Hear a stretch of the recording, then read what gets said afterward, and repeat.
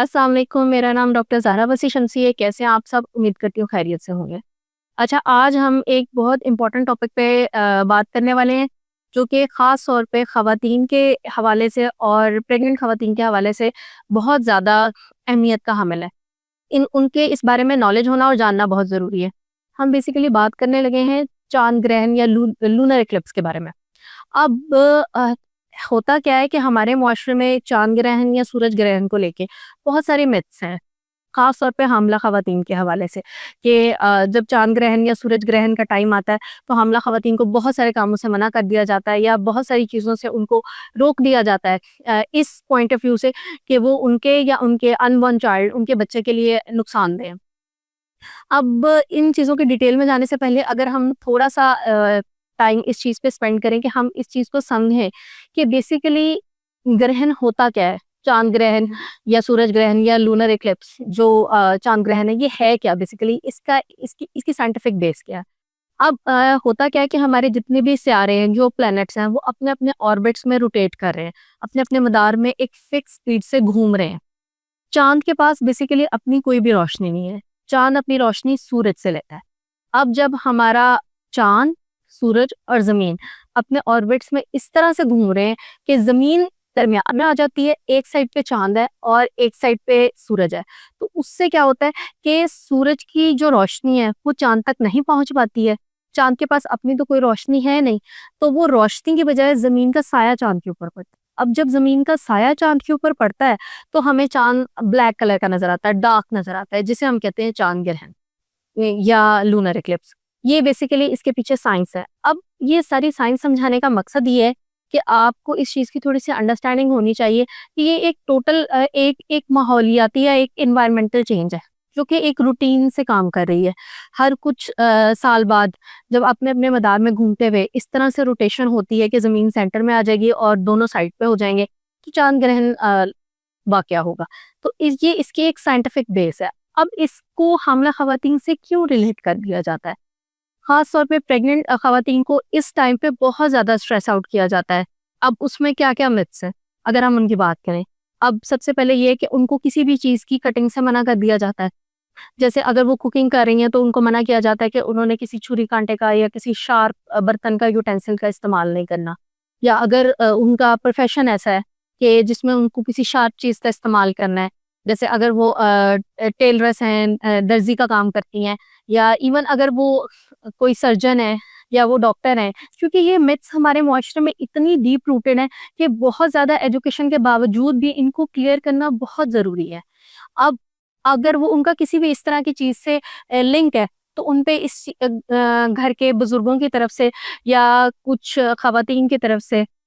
جو خاص طور پہ بزرگ خواتین کی طرف سے یہ پریشر دیا جاتا ہے کہ چاند گرہن کا ٹائم ہے، تم نے یہ کام نہیں کرنے۔ اب اس سے وہ بہت زیادہ سائیکولوجیکلی ڈسٹرب بھی ہو سکتی ہیں، ان کے کام میں ایک رکاوٹ بھی آ جاتی ہے، اور ایک سائیکولوجیکل پریشر آ جاتا ہے کہ کہیں میرے بچے کو کچھ ہو نہ جائے۔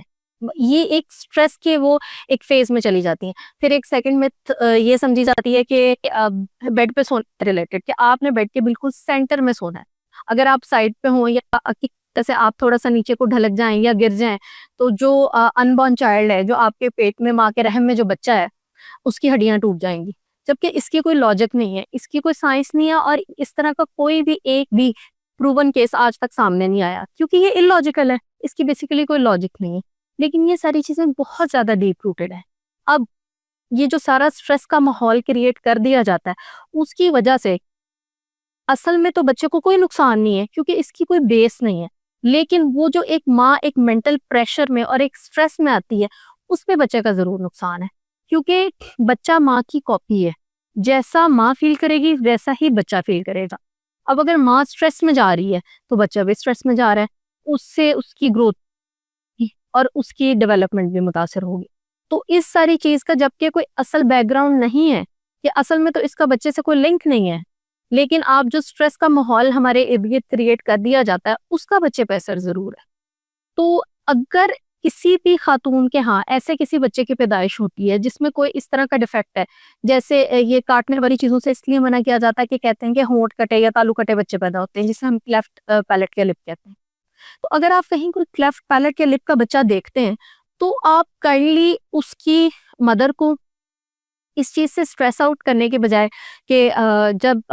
یہ بچے کے پیدائش کے دوران چاند گرہن یا سورج گرہن کا ٹائم تھا اور تم نے کوئی شارپ چیز استعمال کی تھی، اس بیچاری کو اس اسٹریس میں ڈالنے کے بجائے اس کے سائنٹیفک ایویڈنس کو سمجھیں. کلیفٹ لپ یا کلیفٹ پیلٹ فولک ایسڈ کی کمی سے ہوتا ہے، یا کوئی موروثی یا جینیاتی جو جینیٹک ڈس آرڈرز ہیں، بیماریاں، ان کی وجہ سے ہوتا ہے، یا جن پیشنٹس میں بہت زیادہ انکنٹرولڈ شوگر کا مسئلہ ہے، ڈائبٹیز کا، ان میں ہوتا ہے. یا پھر اگر بہت کم ریشو میں کچھ بچوں میں پیدائش سے پہلے ہڈیوں کے مسائل، جینیٹک ڈس آرڈر پائے جاتے ہیں، لیکن وہ پیور آتی ہیں جینیٹک لیول پہ، ان کا ایکلپس سے یا گرہن سے کوئی تعلق نہیں ہے. تو یہ سائنٹیفک بیس ہے. اور ہم سب مسلمان ہیں، اور ابھی ویسے بھی رمضان کا مہینہ چل رہا ہے، ہم سارے اسپرچولی بہت زیادہ اپنے آپ کو کنیکٹڈ فیل کر رہے ہیں. اس میں اگر اسلامک پوائنٹ آف ویو سے بھی دیکھا جائے تو کہیں بھی کسی بھی اسکالر سے آپ کوئی حدیث یا کوئی قرآن پاک کی آیت یا کسی بھی ریفرنس سے یہ پروو نہیں کر سکتے کہ چاند گرہن کا کوئی مضر اثرات اس طرح سے مرتب ہوتے ہیں خواتین پہ یا ان کے انبورن بچوں پہ. اس کے حوالے سے آپ کو اسلام کے اندر کوئی بھی ڈیٹا نہیں ملے گا، کیونکہ یہ اس کی کوئی حقیقت نہیں ہے، یہ ایگزسٹ نہیں کرتا. ہاں، اب اگر ان ساری چیزوں کے باوجود آپ اپنی احتیاط کے طور پہ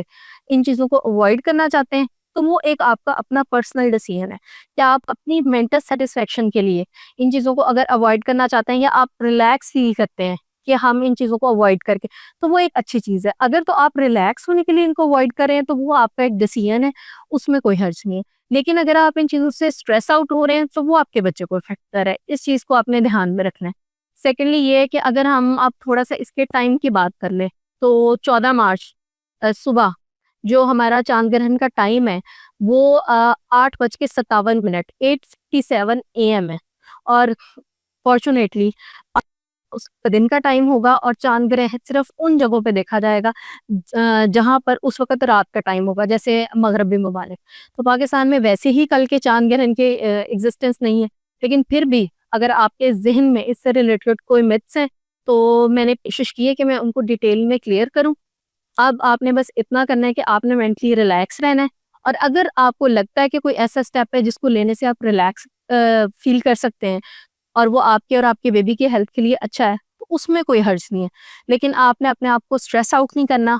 پریشان نہیں ہونا، اور اس چیز کی ڈیٹیل میں جانے کی کوئی ضرورت نہیں ہے، کیونکہ اس کے اندر کوئی حقیقت نہیں ہے، نہ کوئی سائنٹیفک لاجک ہے اور نہ کوئی اسلامک لاجک ہے.